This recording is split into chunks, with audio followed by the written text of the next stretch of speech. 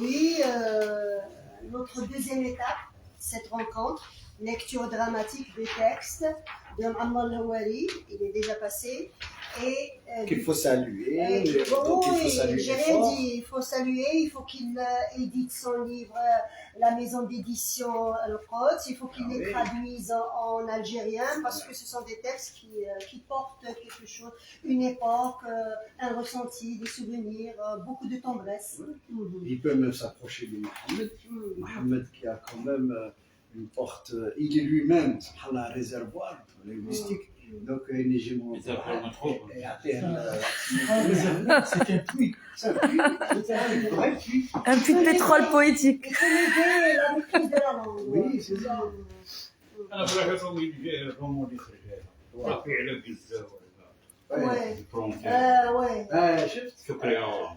Chokri في وهران, il vient de sortir la maison d'édition. اليوم c'est la lecture dramatique d'un texte inédit. Oui, il a été traduit, mais il est inédit. Un one-man show intitulé mots croisés, mots pluriels de mal. Mais avant qu'il ne commence, je vais prendre un petit moment. Je voulais présenter déjà ces trois textes. Ce sont aussi des pièces de théâtre, des textes, des pièces de théâtre. Teranga, au Sénégal, c'est bienvenu, n'est-ce pas? Voilà, au Wolof. Et deuxième, c'est Sherazade démissionne. Et c'est un conte scénique, n'est-ce pas? Et le troisième texte, c'est séisme. Et ce qui est encore plus intéressant, il y a quelques mois, Saïd Ben Youssef nous a fait aussi le plaisir, l'honneur de lire quelques passages de ces trois textes quand on l'a invité au conservatoire Ahmed Wahbi, et c'était magnifique. Spécialement, moi, je parle de moi, le conte Sherazade d'émission. Alors là, philosophiquement parlant, vraiment, c'est un délice. Et c'est à traduire, voilà.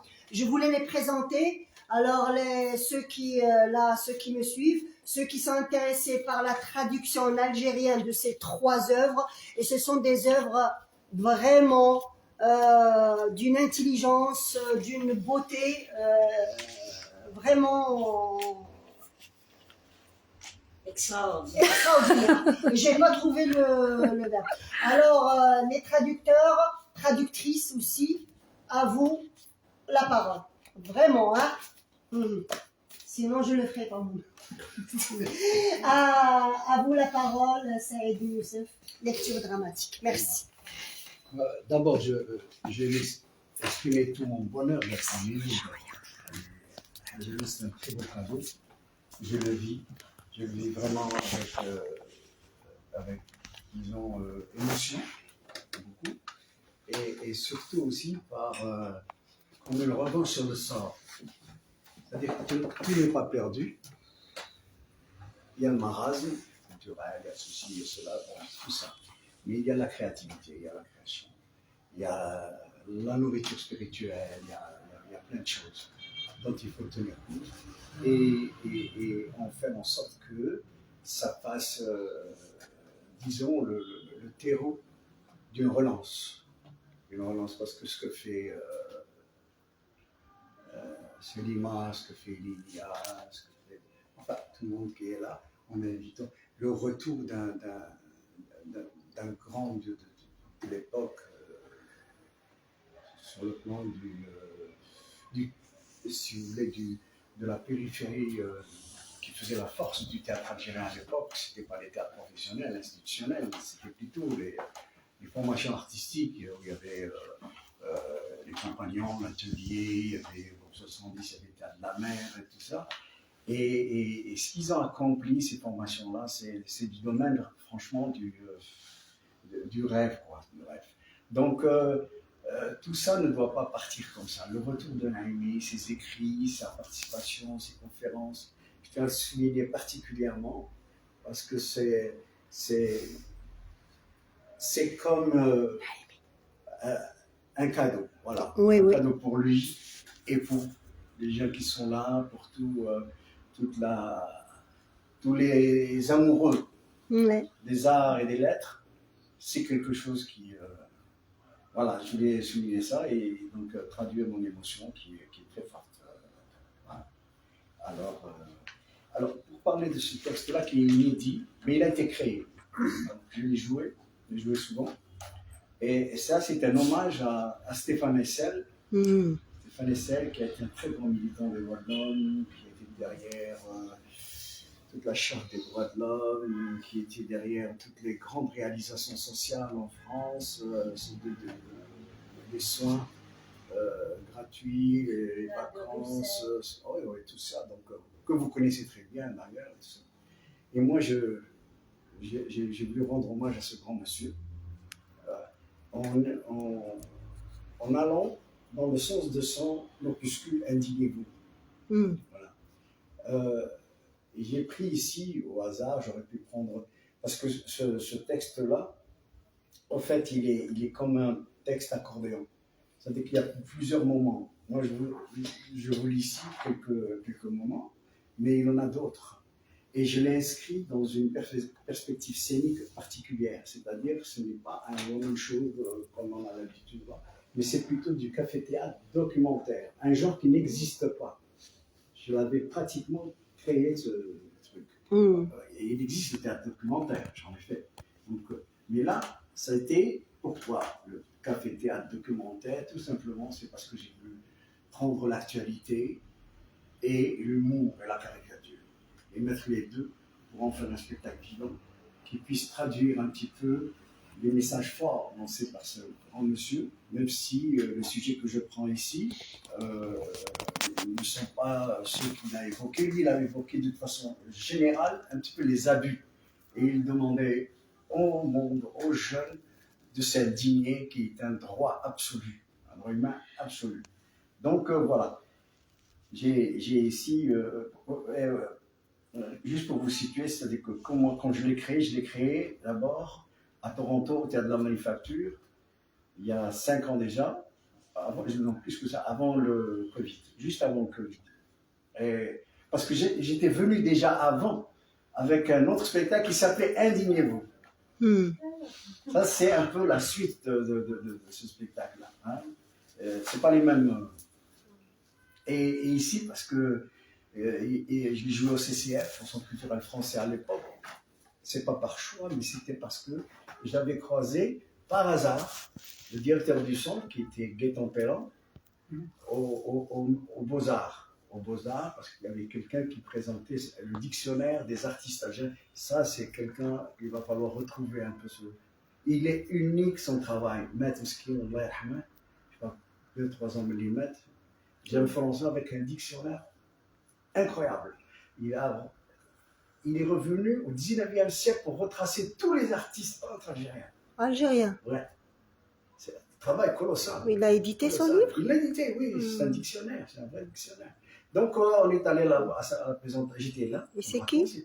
Hein? C'est qui? J'arrive pas à retenir le nom. Tu demandes à Blachmi. D'accord. Et donc, il est venu, on s'est croisés là-bas. Et puis, j'ai. Il s'est présenté. Moi, je ne connaissais pas. Il s'est présenté.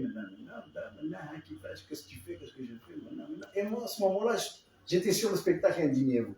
Donc, Houa Sahba, Stéphane Hessel. C'est son copain qu'il a reçu à Raza. Il faut que vous le jouiez au CCF.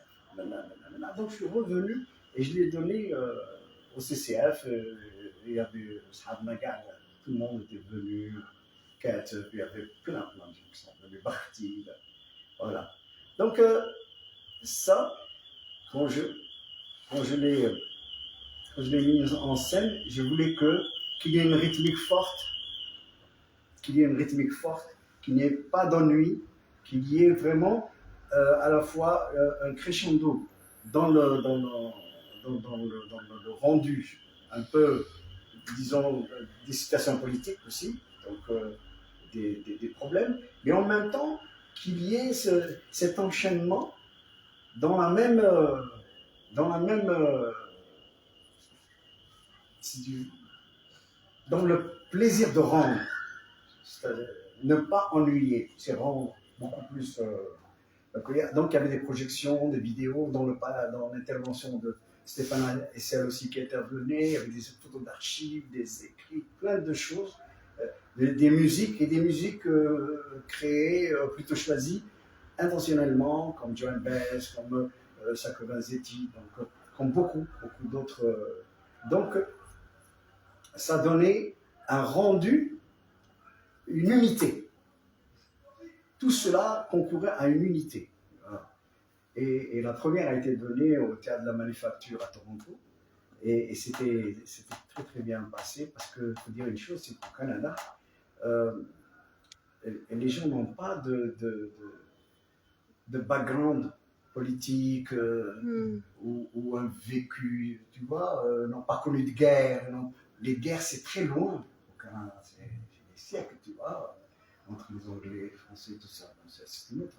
Mais les années 70, le foisonnement, tout ça, ils connaissent très mal parce qu'ils ne les ont pas vécu.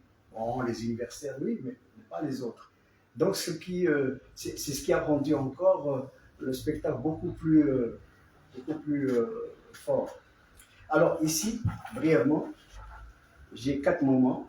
J'ai un prologue et j'ai 4 moments que je joue sur des citations différentes. Donc, voilà. Ouverture. Le rideau est ouvert. Alors, projection sur un écran fond. On y voit des mouvements de foule dans une frénésie soutenue.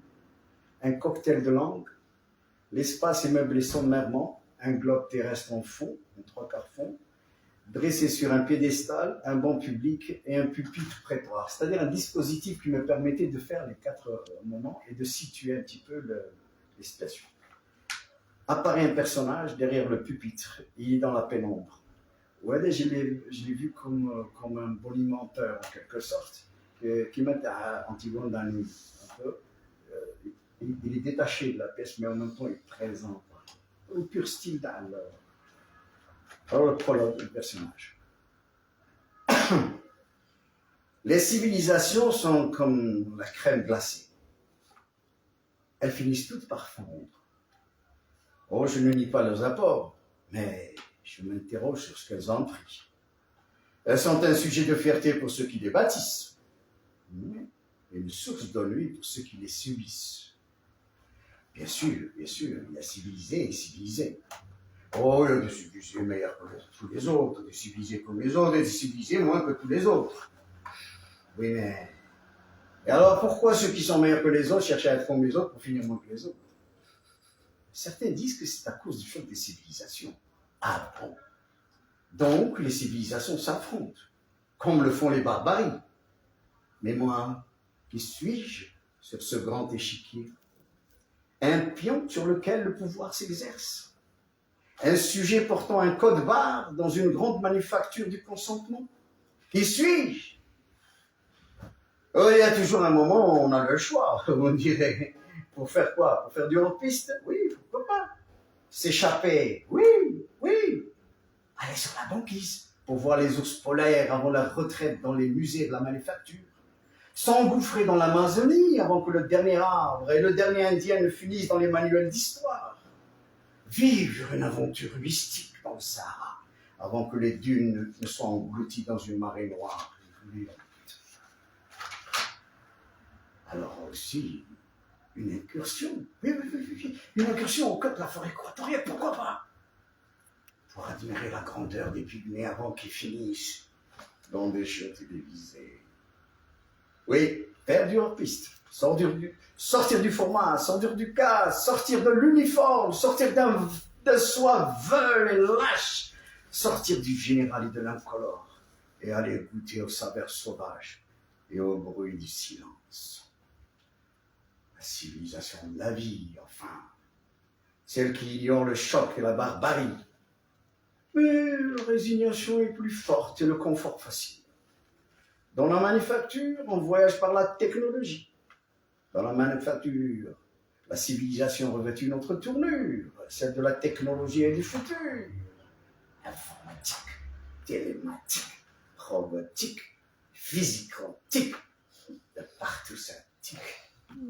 Oh, on dit que c'est le progrès. Ouais, bon, je veux bien le croire. Et que rien n'arrête le progrès. Ok, d'accord.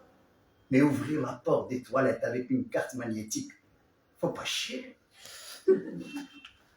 Faut qu'il regarde à gauche et à droite. Là, oui. Restons calmes, restons calmes. Ne veillons pas les sous-sous. Les caméras nous surveillent. Je risque d'être détecté et mis dans un camp de rééducation. Mais ça n'empêche pas que je m'interroge. Je m'interroge. Que puis-je faire d'autre? Toute cette intelligence artificielle qui nous tombe dessus chaque jour. Mon puissant maître dit qu'il veut nous libérer. Oui, mais si un homme averti en vaut deux, un homme libéré ne vaut rien. S'il est assiégé par le mensonge, réfléchir, interdit. Penser, interdit. On a colonisé le dernier espace de liberté qui nous restait. La pensée. Sans elle, nous sommes des êtres à l'infinitif. Non, je ne veux pas faire d'enfants. Je ne veux pas leur léguer mes couches et mon code barre. Oh, comme j'aimerais être un homo sapiens. Un humain avant l'homme de circonstance, tenant son destin au bout de sa lance. Un homo sapiens tout simplement, mais avec l'indignation comme seul ornement, loin de toutes les manufactures, loin de tous les futurs. Voilà. Ça, c'est le Premier, pas mal. Là, on rentre dans le moment 1. Donc, c'est des moments comme ça. Et des sujets différents, mais qui relèvent des problématiques. Alors là, nous avons la lumière sur l'ensemble du proscénium. Tout proscénium nous prend la lumière.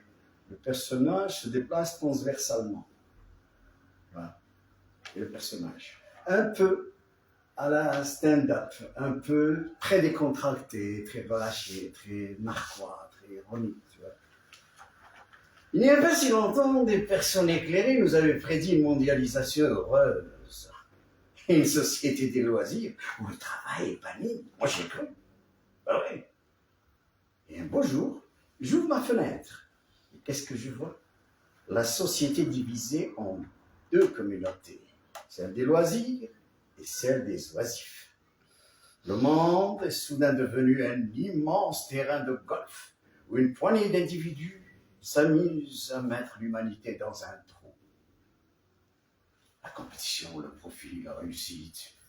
L'individu ne jure que par le bonheur. Il court à bride abattue derrière le happiness. Il y a ceux qui courent pieds nus et ceux qui courent en Ferrari, évidemment. Il y a ceux qui possèdent et qui sont dépossédés, d'autres qui sont dépossédés. Il y a ceux qui possèdent et ceux qui sont dépossédés. Il y a ceux qui ne possèdent rien et étudient ce que les autres possèdent. Comme disait Shakespeare, il y a ceux qui grimpent par le péché et ceux qui chutent par la vertu. Enfin, tout le monde court sur une piste sans fin. Vous savez, dans les années 70, si vous demandiez à un citoyen soviétique ce qui pose du bonheur, il vous aurait dit ceci. Quand à 3 heures du matin, vous entendez frapper très fort à votre porte, vous ouvrez les jambes en coton. Et là, sur le palier, 3 hommes, habillés en noir, lunettes noires, chapeau noir, gants noirs, vous lançant la figure. Ivan Ivanovitch, c'est vous? Et vous, au compte du bonheur? Non, c'est la porte à côté. Terrible. Ah, le bonheur d'être mondialisé. Vous sortez de chez vous, vous fermez soigneusement la porte et vous faites sauter votre maison. Bien sûr, pour certains, la mondialisation a tracé un cercle étroit autour de la Terre. Mais dans quel hémisphère, diront d'autres? Allez savoir. La société des loisirs occupe désormais tout l'espace dévolu à la pensée. Une société du spectacle. On est en permanence en action, à la recherche du vu et de l'admiré. Le travail est devenu une denrée rare, une fiction même. Si bien que quelqu'un a écrit un ouvrage là-dessus avec pour titre « Comment résister à la tentation du travail dans un monde de chômage ». Aujourd'hui, tu n'as même pas le choix. Tu n'as pas le choix d'aimer. Pas le choix d'aimer, de t'aimer, d'aimer les autres, d'aimer, tout simplement. Pour le plaisir d'aimer et d'être aimé. Confond les chiens. Les chiens, quand ils sont heureux, ils pissent sur ceux qu'ils aiment. Les chiens pissent sur ceux qu'ils aiment. Imagine un humain. Tu te réveilles un matin avec une empathie majuscule. Tu pisses sur ta femme, sur tes enfants, sur les voisins, sur les gens dehors, sur le candidat qui ne vit pas dans une tour de pisse et qui pisse sur tous les citoyens, sur le policier qui ne te donne jamais de ticket, sur le journaliste qui regarde pour mieux te faire voir le monde. Hélas, tu ne peux pas, car aujourd'hui tout se vend ou s'achète. Les mirages, les mensonges, les guerres, les morts, la justice et le profit, l'éthique et la morale, la nature et les repères, tout sans exclusive aucune. Il suffit juste de mettre le prix. Le propre de l'homme, c'est la saleté de ses actes. Là, on passe au moment du tout. Et là, nous avons un noir graduel qui descend après le premier moment. Musique, projection de message de Stéphane Essen, lumière en douce sur le banc public. Et là apparaît un homme seul, une valise à la main, perdu dans ses ressentiments. L'homme. Ah, que c'est difficile de s'indigner. Et je l'ai fait. Enfin, j'ai dit à ma femme, je suis indigné, Clara. Elle m'a répondu, ça tombe bien, moi aussi. Alors indignons-nous à l'amiable, veux-tu? Et comme nous n'avions pas de maison à nous, elle a pris les meubles et j'ai pris la porte. Je suis sorti dans la nuit, j'ai marché là. Fatigué, j'ai demandé au premier passant rencontré un monsieur qui courait avec son chien, il avait l'air très concentré, son chien aussi. Excusez-moi, monsieur, pourriez-vous m'indiquer un endroit où je peux m'indigner en silence? Il m'a répondu sur un ton très réfléchi, au commissariat du coin. C'était le matin très tôt. Les gens dormaient, les fenêtres ronflaient. Rien de mieux que le sommeil pour s'engager. Des millions de gens s'indignent et se révoltent dans leur sommeil et mènent leur révolution jusqu'à la victoire, c'est-à-dire leur petit déjeuner du matin. Ouais. La révolution des croissants est pour eux le seul chemin qui conduit à une vie meilleure. Ouais. J'ai longtemps travaillé dans les hauts fourneaux. Moi, l'acier, j'en ai fabriqué. J'en ai fabriqué jusqu'à perdre le sens de la douceur. 30 ans dans la chaleur. Autant te dire, mon gars, que quand tu sors du là, t'as plus froid aux yeux. Ouais. J'ai plusieurs fois été désigné ouvrier du mois, sans jamais arriver à boucler mes fins de mois. Mes chefs me disaient toujours avec insistance, « Continue, comme ça tu finiras superviseur. » Et un beau jour, avec mes camarades, on s'est retrouvés chômeurs. Pourtant, il faut trôner sur le grand mur du hall d'entrée comme ouvrier modèle. J'étais respecté. Non. On nous a accompagnés sous bonne escorte jusqu'à la sortie. Donc j'étais bouleversé et en colère. Je me suis baissé, j'ai pris un morceau de fer. Le directeur, derrière son bureau de verre, m'avait vu le faire et cria de toutes ses forces, « Immobilisez-le! C'est un anarchiste !» J'ai dit, « Assurez-vous, j'ai simplement pris ce morceau de fer en souvenir de votre enfer. » Et je suis parti. Voilà pourquoi j'ai décidé de m'indigner, quand d'autres se sont résignés. À présent, je suis un citoyen sans règles et sans reproches, sans femme et sans toit. Ne sachant où aller, je me suis installé dans un petit coin d'un parc public, dans une zone résidentielle huppée, où tu ne vois presque personne, mais où tout le monde te surveille derrière les haies fleuries de leur jardin d'Éden. Je n'étais là que depuis 5 minutes que voilà la police qui débarque, sirène et gyrophare en action.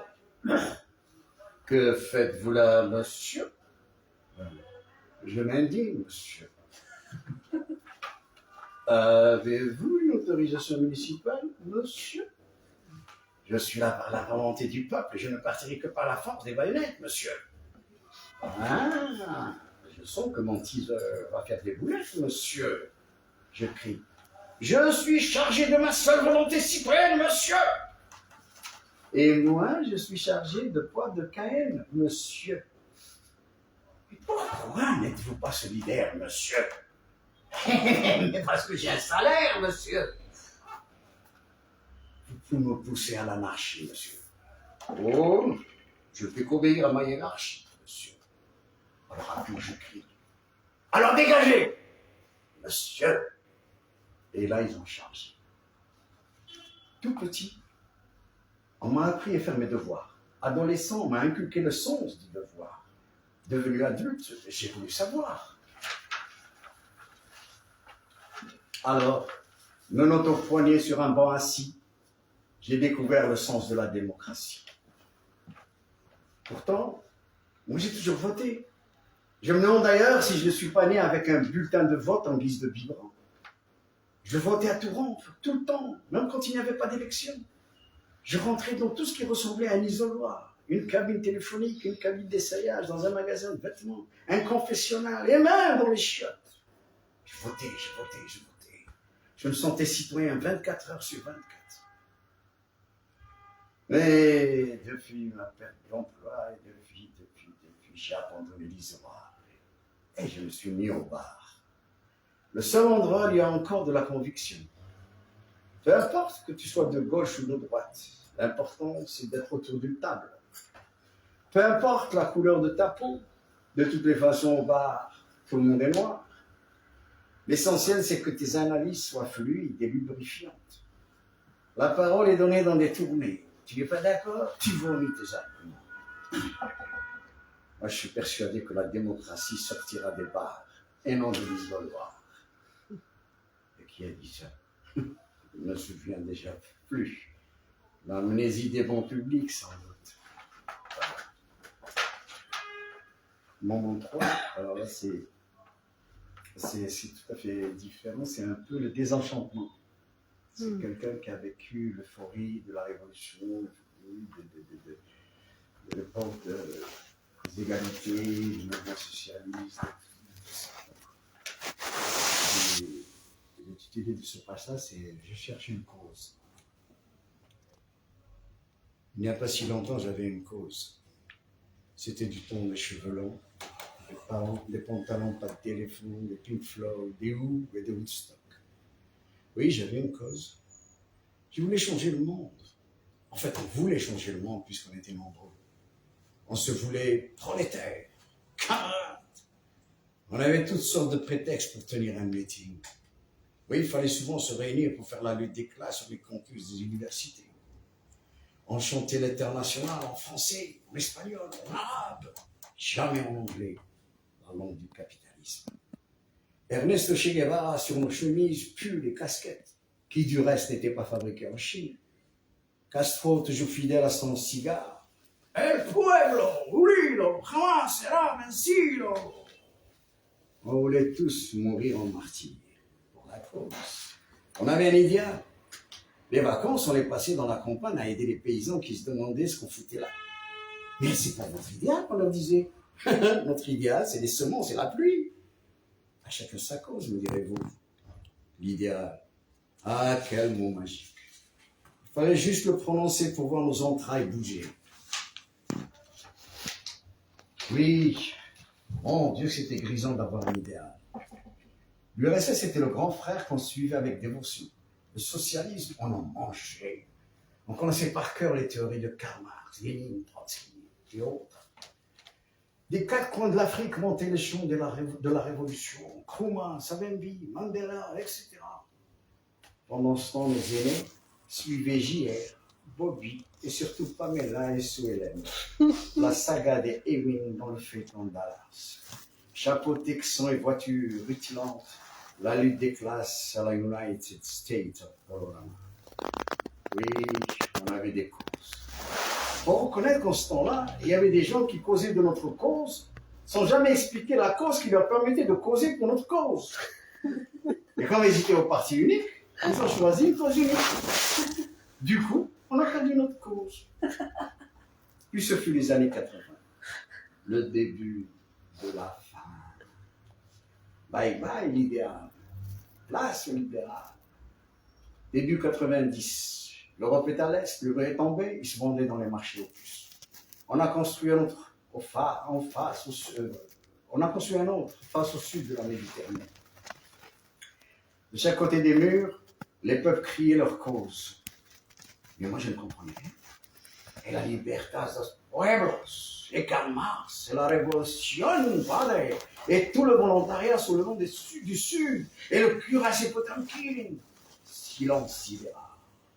Soudain, les Pink Floyd lançaient « Money !» Autant vous dire que ça sentait le dollar en plein nez. Une nouvelle religion est née. The show must go on. Mais moi aussi, j'aime la liberté et la justice pour tous. Qu'est-ce que vous croyez? Les deux ont cadre de la grande cause, sans sens unique, sans rien d'unique. Une cause pour tous, sans privilège. Du pain contre la faim. Voilà.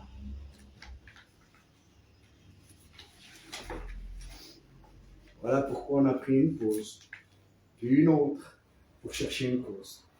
Et un beau jour, on rencontre une fille qui vous fait prendre une pause. On ne sait pas comment, mais un jour, tu te retrouves les valeurs dans chaque main, sous le charme de l'aurore boréale.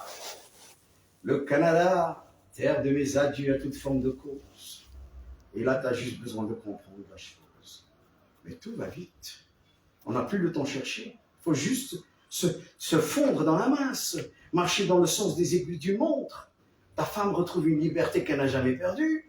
Ton discours devient politiquement correct. Tes enfants sont universitairement endettés. T'habites une maison qui ne sera à toi qu'après ta mort. T'as pas d'amis parce qu'ici, entrer en amitié, c'est comme entrer en bourse. Il faut investir sur des valeurs sûres. Malgré tout cela, tu continues à rêver d'une cause.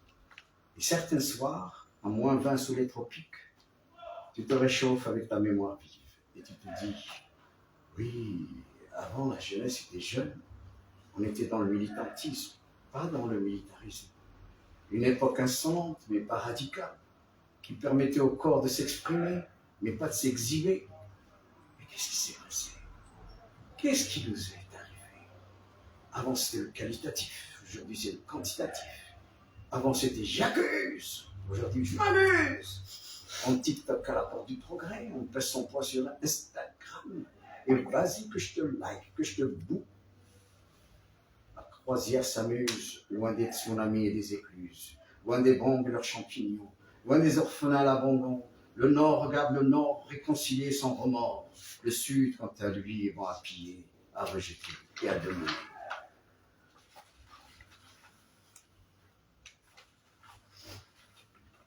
La route de la soie devient celle de la joie. La route du ciel reste celle de la peine. Puis brusquement, dans notre tête, tout s'arrête. Le virus est dans la ville. La bête est dans nos vies. On agite le drapeau rouge. Personne ne bouge. La science prend la parole avec éloquence. Des mots dont personne ne comprend le sens. Bonjour, le consentement général. Bye bye, les libertés fondamentales.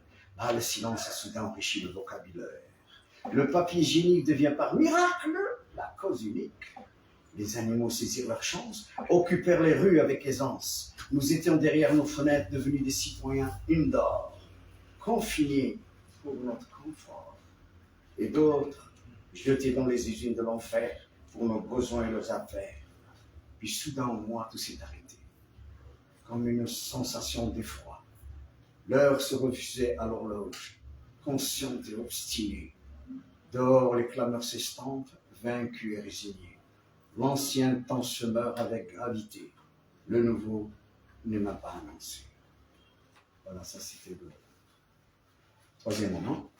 Quatrième. Et là, on va vers le quatrième moment. Donc, il y a un changement de dispositif, il y a d'autres annonces, musique, et tout ça. Une espace lumière qui se crée aussi. Et là, ce moment-là est tiré de faits vrais. On remarque que tout est vrai, mais c'est un petit. Mais celui-là, c'est à partir de faits déjà arrivés, c'est-à-dire constatés, actifs. Voilà. Qu'on m'avait raconté et que j'ai en quelque sorte commencé à mettre à écrire, parce que j'ai fait un passage à un moment donné par l'aéroport JFK à New York et j'ai vu un petit peu, puis ça m'a un peu travaillé, et ça a fini par donner un peu c'était après, des années après, le 11 septembre. Les suspicions, et tout le Patriot Act qui a été, qui a été en quelque instauré. sorte, oui. Alors voilà, donc, et ça s'appelle le portique. Et le portique, vous connaissez tous le portique, vous avez tous traversé le truc là qui sonne quand vous passez. Laser, voilà, le portique. Scanner. La porte d'entrée de toutes les inquiétudes, de tous les tracas, de tous les préjugés et tous les dépassements. Je suis estampillé musulman label vert. Depuis le triste épisode de septembre, 11 de son prénom, je suis pisté à l'odeur. Oui, et pour preuve, des années après, j'ai eu envie de faire un saut en Europe, façon de se reposer, de me changer les idées. Et comme de bien entendu, j'ai cherché le billet le moins cher. Oh, quelle faute. J'ai été obligé de faire escale au State. Une correspondance à l'aéroport JFK de New York pour continuer. Mais là, stop, on ne passe pas.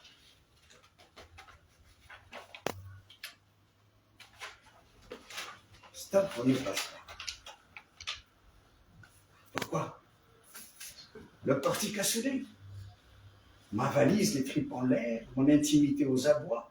Je me sentais plus nu encore sous le regard des passagers de mon vol qui me dévisageaient en poussant au plus profond de leurs êtres un de soulagement. Ils vont pouvoir voyager en toute sécurité maintenant que le potentiellement terroriste musulmanois est arrêté. Donc il y a une voix off qui annonce le vol. Last call, dernier appel, embarquement pour les passagers du vol 849 à destination de Madrid, porte 35B. Je répète, porte 35B. On se dépêche avant la fermeture du vol, celui que je suis censé prendre. Le ciel crache sur ma tête. Je tombe lourdement sur ma chaise. Un officier à la carrure imposante s'approche de moi et me demande si j'avais besoin de quelque chose. Do you need something? Oui, je need mon vol. Je vais prendre ce vol, mon vol. Sorry, vous ne pouvez pas. Why? Pourquoi? Vous ne pouvez pas me voler mon vol? Oh. Vous êtes contrôlé positif. Le portique vous a contrôlé 3 times, ce qui justifie votre tenue en zone de sécurité. Mais vous n'avez pas le droit.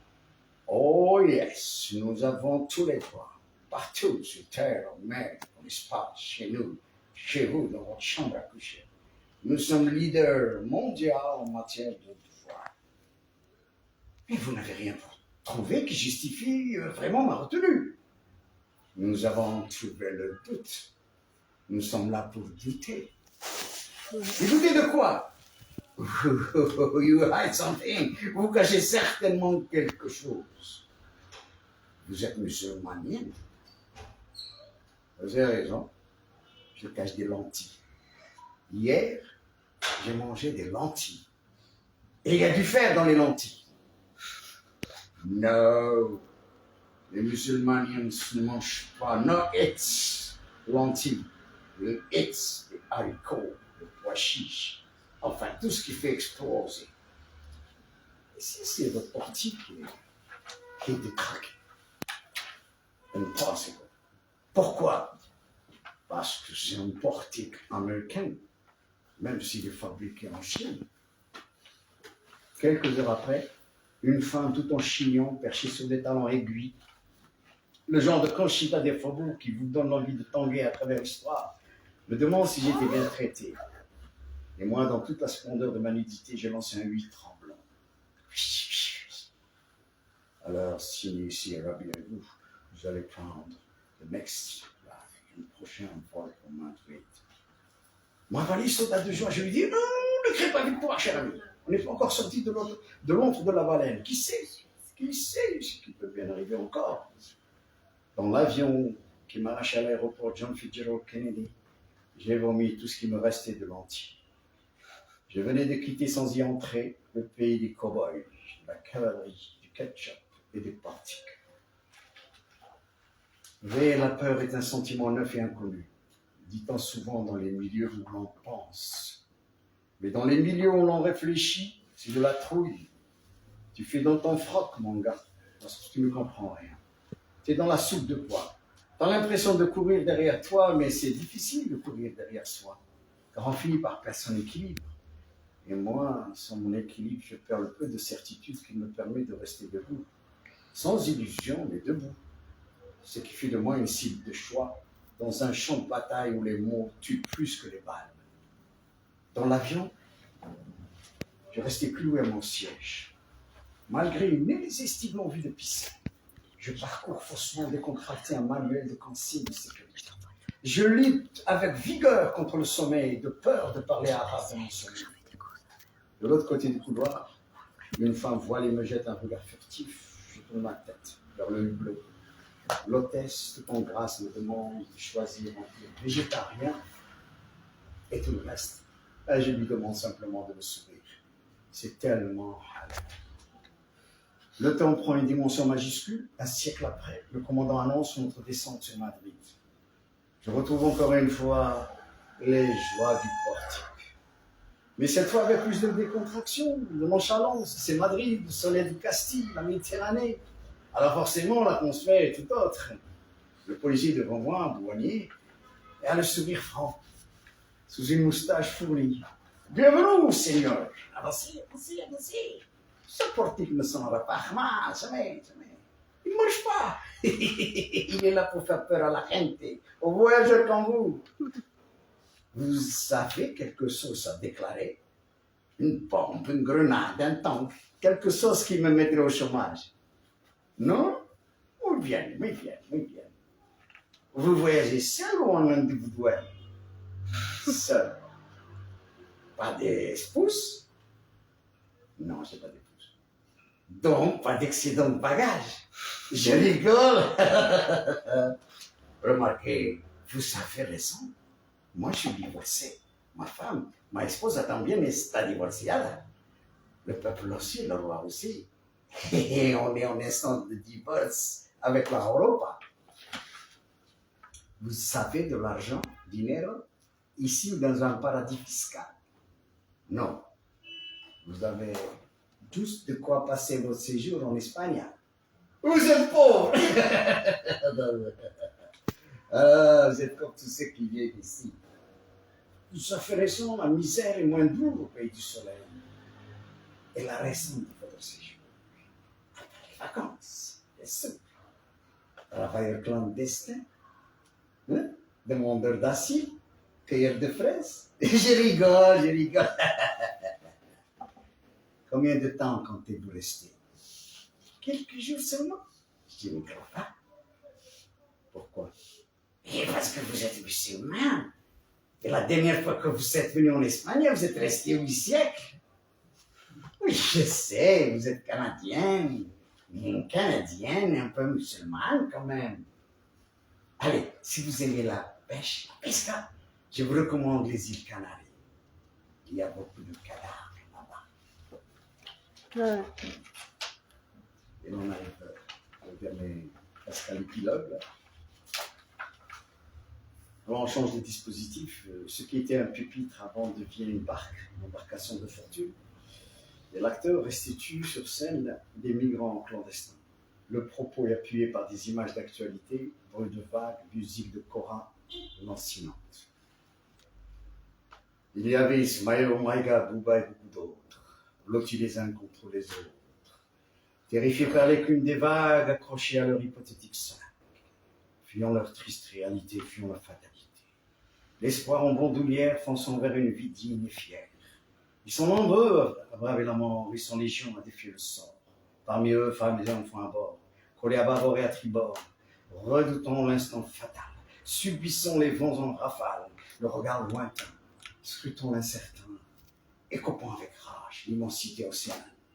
Épuisés, la colère au fond de la gorge, leur peine n'a pas de jauge. Mamadou, pape et innocent, migrants clandestins pour l'Occident, des lambeaux d'une vie de galère, aigris par la faim et les guerres. Ils échoueront son gloire et son panache sur les consciences endormies et lâches. L'acteur se relève et remet le pupitre dans sa position initiale. Il met un masque de la comédia dell'arte et commence un numéro tout à fait particulier d'un avocat.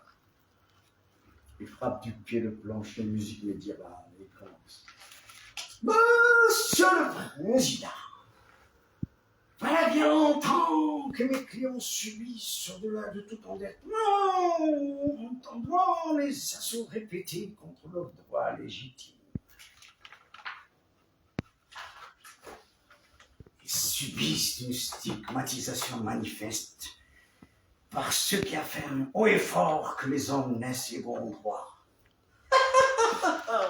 Si tel est le cas, peuvent-ils confirmer que ce postulat reste effectif toute la vie? La naissance est une chose, mais la vie en est une autre. Monsieur le Président, veut-on, au nom de ce principe douteux, refuser, voire bannir le droit à la réussite? La réussite est un but noble que tout être doué de raison aspire à atteindre, un don que le Seigneur accorde seulement aux âmes entreprenantes. Elle est le couronnement d'une vie de labeur et de renoncement et de sacrifice. Tout le monde sait que les inégalités sont l'œuvre d'une politique de l'échec, loin des réalités irrationnelles. Monsieur le Président, que représentent réellement mes clients dans cette nébuleuse humaine bruyante et malsaine? 1%, Monsieur le Président, juste 1%. 1% qui dans la main, 99%. Mais que veulent ces 99%, me direz-vous, et à juste titre d'ailleurs? Eh bien, ils veulent le chaos, l'anarchie, le désordre, et tout autour de nous sévissent les grèves, les revendications et les manifestations. Les 99 en sont les responsables, alors que mes clients s'échinent à apporter la paix, la quiétude, le développement. Mes clients font de la communauté internationale un club où l'on réfléchit, où l'on décide en toute responsabilité du sort de ces 99%. Mes clients, Monsieur le Président, emploient des chefs d'État, lèvent des armées, exploitent des ressources et créent des richesses. Ils sont dans la manœuvre pour donner à ces 99% l'aide sociale qui leur garantit l'utilité. Il suffit de leur faire confiance. Les arguments ne manquent pas, il suffit juste de lire leurs journaux, suivre leurs nouvelles sur leur chaîne de télé, écouter leur radio et surfer sur la plateforme en ligne. La liberté d'expédition, d'expression, coûte cher à mes clients. Que voulez-vous? C'est un engagement citoyen pour maintenir la démocratie. Monsieur le Président, les cadavres sur les rivages des îles Canaries dont a fait mention mon confrère de la partie civile, n'en sont en fait qu'une grossière manipulation pour alimenter les thèses complotistes. Il s'agit manifestement de rites sacrificiels africains pour jeter le mauvais sort sur mes clients. En foi de quoi, et à la lumière de cet argument réfutable, je demande que mes clients obtiennent réparation.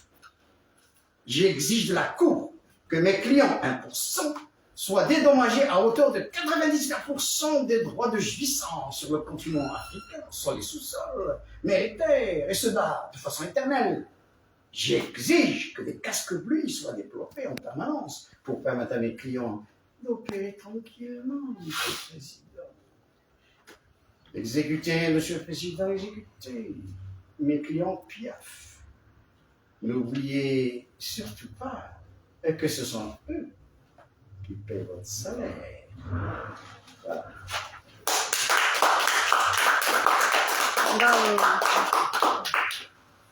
C'était magnifique. Voilà, c'est